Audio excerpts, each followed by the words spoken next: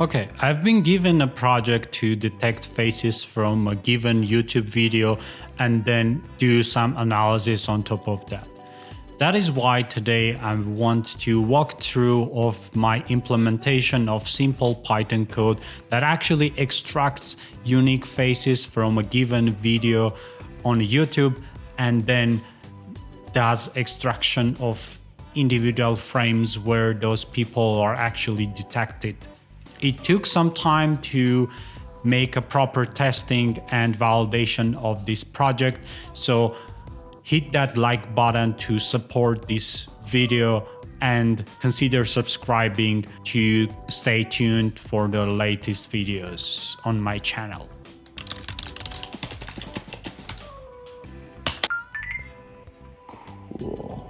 If you haven't done anything related to video processing on Python or any other programming language, let me walk through how that's done in general and specifically for this Python use case.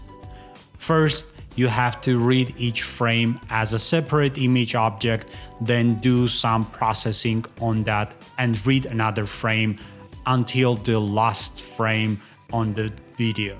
For example, if you try to resize a video, you have to resize each frame individually and then stitch everything together, including the audio file, which is usually encoded separately as a separate waveform audio. In our case, we have to apply face detection on each frame and then remove the background by getting out the person from the image of each frame if we detect a new face. As you can imagine, this can take a lot of processing power for longer videos because we have to process each frame individually.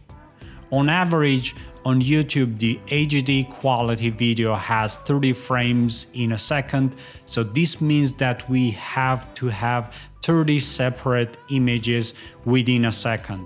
And because face detection is usually related to the interval of time when that person appears, we can skip actually 29 frames at a time and read only 1 frame per second of the video. This will optimize our processing without actually compromising our processing quality. I'll use the OpenCV library for Python, which has a very rich computer vision functionality that we can use in Python by calling just a few functions. In our case, OpenCV is responsible of reading the video file frame by frame and passing that to the library called face recognition, which will detect the specific person inside that video frame object and will return back our rectangular coordinates array of pixels where that face appears within a given frame. The final part will be removing the image background from a given frame where we actually detected the face. That is going to be done with the library called rembg, which already has the pre-trained machine learning model that can help us to do our stuff with pretty efficient and high quality results. The final code has less than 70 lines and the logic is the same as explained at the beginning of the video. The first, we are looping over video frames and reading each frame as an image object given by OpenCV video reader. Secondly, we applied the face detection logic for each frame and check if we have detected face for that given frame.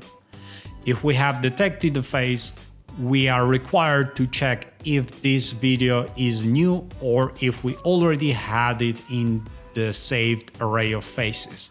This means we must ensure we are saving unique faces only and their appearance can be counted. I'm also adding a counter to point out how many times the specific person appeared within the entire video. The last thing will be to loop over the faces array for each frame detected with a unique face, remove the background and save the resulting PNG file to the disk for a later reference.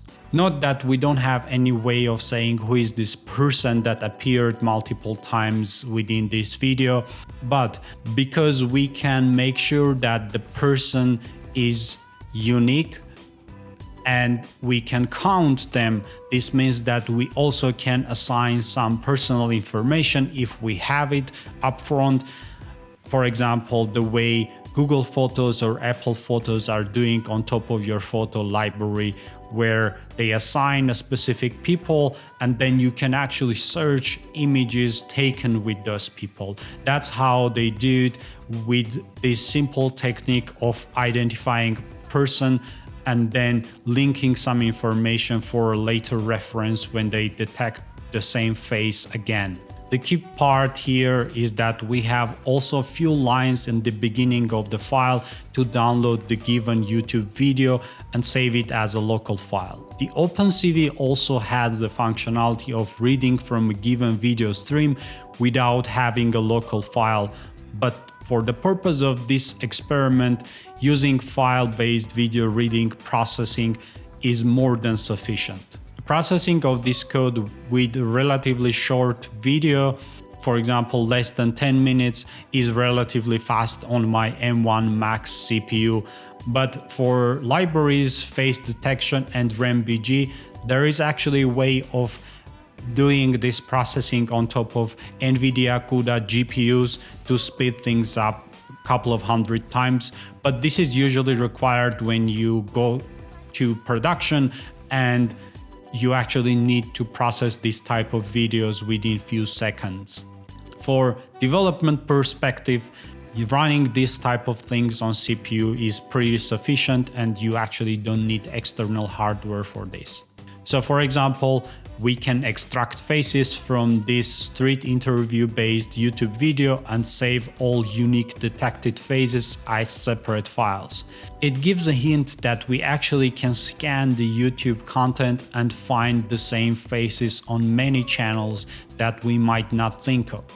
So it becomes very creepy, but actually Google or Facebook are doing the same thing to process your own images and video content and detect faces for later reference.